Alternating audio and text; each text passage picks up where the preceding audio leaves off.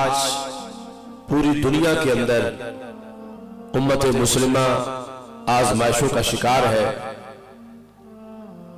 ملکوں کے ملک جنگ کی آگ میں جل رہے ہیں.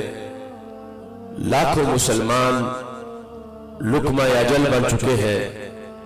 وہ عراق ہو، وہ شام ہو، وہ فلسطین ہو، وہ یمن ہو، وہ مصر ہو، وہ لیبیا ہو، ہر طرف خانہ جنگی کے شعلے اٹھ رہے ہیں. اور پھر برما جیسے ممالک کے اندر مسلمانوں پر زمین تنگ کر دی گئی ہے. فلسطین میں فلسطینی اپنی ہزاروں جانیں پیش کر کے یہود کے خلاف اسلام کی آواز بلند کر رہے ہیں. ہمارے بالکل پڑوس میں مقبوضہ کشمیر کے اندر 8 لاکھ انڈین فوج ہمارے مسلمان بھائیوں پہ ظلم کر رہی ہے.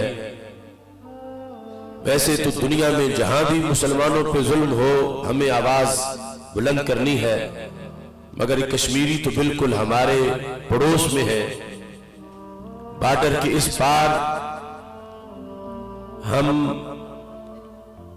سکون سے زندگی بسر کر رہے ہیں، اور دوسری طرف پورا خطہ کشمیر جو مقبوضہ وادی ہے وہ ٹارچر سیلز میں تبدیل ہو چکی ہے. وہ گمنام قبرستانوں میں تبدیل ہو چکی ہے، اور وہ شہیدوں کے مدفن میں تبدیل ہو چکی ہے.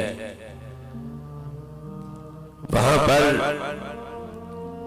مرد ہی نہیں، عورتوں کو، بچیوں کو پکڑ پکڑ کے جیلوں میں ان پر تشدد کیا جا رہا ہے.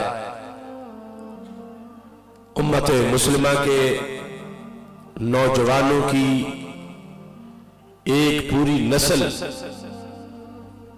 وہ انڈین فوجیوں کی گولیوں سے چھلنی ہو چکی ہے. ایسے میں ہم پہ لازم ہے کہ ہم ان کے درد کو محسوس کرتے ہوئے ان کی آزادی کی تحریک کو سہارا دیں. آج کا دن ان سے اظہار یکجہتی کا دن ہے کہ چناروں کے دیش میں ایمان اور حریت کی تاریخ رقم کرنے والوں، اے کشمیری حریت پسندو، تم تنہا نہیں، پاکستان کی قوم لاکھوں کروڑوں مسلمان تمہارے ساتھ ہے. یا رب یا دل مسلم کو، یا رب یا دل مسلم کو وہ زندہ تمنا دے.